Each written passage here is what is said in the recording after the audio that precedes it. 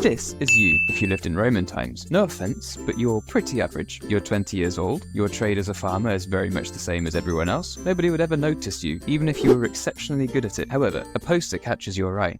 No more will you be a worthless peasant scrounging out a heavily taxed business to feed the endless empire. No, you're going to become a gladiator, enjoying all the riches, fame, and perks that come with it. After all, how hard could it be? A few years later, you know all too well. With aching muscles, you stand victorious over your foe, your sword dripping with his blood. It's a major tournament, and the crowds, sick and twisted that they undeniably are, have flocked out in their tens of thousands to see you decimate yet another opponent. You look up to the Emperor, who pronounces his final judgment. Uh-oh, it's a thumbs down. Well, probably. We think that means kill him. The shouts from the crowd kick any doubt far out of Rome with their shouts of slay him. You look back at your opponent with a flicker of sadness, but then you remember how much money you make and stab him right between the shoulder blades. He says ow and dies, right then and there. The crowd roars with excitement. You know they're all either terrible people or brainwashed into becoming so, but the prize money and marginally disturbing levels of adoration mean you can get over that pretty quickly. It's 80 AD. Colosseum has just been finished and is hosting its first games. Behind the scenes, it's all systems go, with servants, slaves, and managers running around to keep the show moving along smoothly. Someone must have gone out to move the body, you suppose. Sauntering back into the building where your fellow gladiators are also preparing or recovering, you scrape off your sweat on your way to the bath. Your agents will sell it to face cream producers who, in turn, market to rich Roman women. They believe your manly man's sweat pits are an aphrodisiac. It's pretty gross, but they pay inordinate amounts, so you can't complain. Now it's time for a relaxing bath to wash yourself down and soak those aching muscles. Fellow gladiators and servants mingle, offering their heartfelt congratulations on how you butchered your enemy. The thing is, he wasn't really an enemy. You'd met him many times before. He was probably one of hundreds of slaves captured in a foreign land and forced into gladiatorial combat. He'd lasted a long time and he was kinda nice. Oh well, what can you do? It's a bit sad really, because gladiators like you don't usually fight to the death. In fact, almost all fights are carried out under strict rules and regulations with referees. That's right, referees. They would stop the fight after critical injuries and encourage the gladiators to get on with things if they were apprehensive, helping them out before they got booed off like a bad undercard act.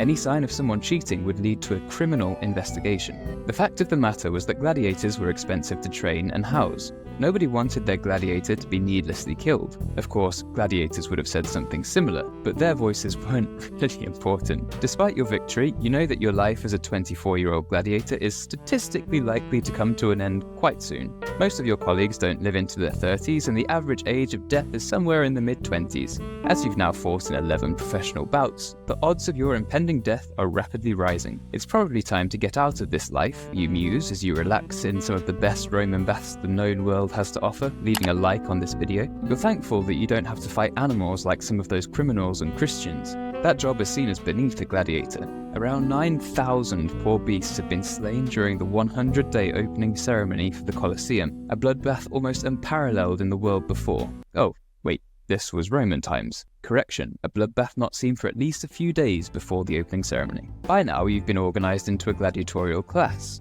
You're one of the Thraces, fighting with the good old trusty sword and shield. There are also gladiators on horseback, those riding chariot, a warrior committed to a trident and net, among many other classes. Most people in the crowds don't know how carefully matched gladiator combat really is. For example, you'd never face a net-wielding fisherman gladiator or any Essedari on chariots, because, well, that wouldn't be fair. Thanks, Rome, I guess. Gladiatorial show matchups are announced about a week in advance. Posters line the walls and bills are sold in the streets. To 21st century ears, it might sound like a boy band is in town, and, well, for the people of ancient Rome, this was their equivalent. You dry off from the bath and head to the bank with an assembly of other gladiators and bodyguards to deposit your winnings. Most muggers would be somewhat reluctant to take on a group of fully trained gladiators and their guards, so you don't worry too much about the risk of petty theft. Besides, although you've done pretty well today, you don't usually make that much, all things considered. From the Roman government's cheapskate point of view, the main prize is the honour of winning. I know. Ugh. You sometimes receive monetary prizes, like on this occasion, a grand total of 500 sesterces. That's about what an average worker or soldier would make in a year, equivalent to about $5,000 today. Not bad considering you made that from one fight.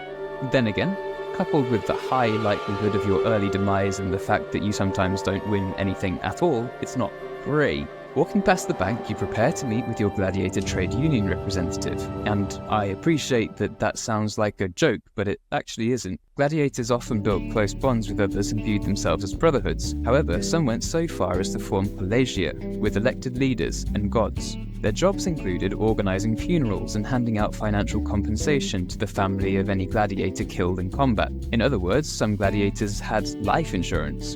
And that was pretty appropriate. Your trade union rep, let's call him Festus for no reason, tells you everything is good. Satisfied, you push the conversation through to financial planning and wealth management. What should you do after your days of fighting in front of the crowd are over? In your opinion, you don't make nearly enough money considering the inherent dangers of your job. No, any real money must come through sponsorships, product promotions, advertising, and reputation building. Sponsors are already bringing you in to advocate the most recent smartphones, sneakers, and energy drink. Okay, that's a lie. But gladiators were used to endorse and promote products on the Roman market. These included fresh olive oil. After your time as a gladiator ends, you might even end up working for a Roman senator in a highly paid and much sought after guard position that comes with many benefits. A few gladiators, favoured by the emperor, sometimes even got gifted mansions or estate. However, you suspect the current emperor, Titus, who's recently taken over from his father Vespasian, has never heard of you. Going forward, that leaves the elephant in the room option. You could always start an uprising. That's a historically popular move throughout all civilizations, after all. And who better to form an army than trained and ruthless gladiators? Although, thinking about it, the legendary Spartacus, who, by the way, never actually fought in an arena, tried that about 150 years ago, and it didn't end up too well for him. They all got killed, and as your ever-diligent advisor, Festus says, no, bad idea. Instead of a revolution, Festus suggests looking into management or investor pathways. Maybe you'll invest your accumulated money in gladiators of your own. Festus leaves you to chew that over as you move on with the next thing on your agenda. Yep, it's time to pose for a statue. Oh, not a giant market center statue. You aren't that famous. No.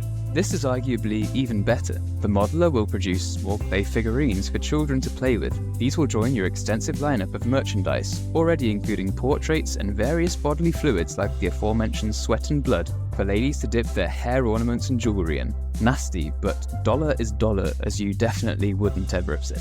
After a long day of killing people, advertising yourself, and trying to set yourself up to make as much money as possible, you head home. And when I say home, I mean back to your prison. Sorry, school. The guards are there for your protection and not in any way to prevent escapes or suppress uprisings. Well, it's not like any of you have a choice. There's also space for a few hundred spectators to come and watch if they so desire, and desire they often do. It's rather distracting, but you can't exactly tell them to get lost. Things might be different if you owned the school, though. Festus's words echo through your mind as you enter your cell. My mistake. Bedroom. And fall asleep. All you have to do is survive a few more fights. Thing is, that's much easier said than done. But, all in all, not a bad day. So, is the life of a gladiator really that bad? Well, if you survived, then no, life would be pretty good. But you probably wouldn't survive, in which case life would be ended. Hey-ho, risk and reward. What would you have done?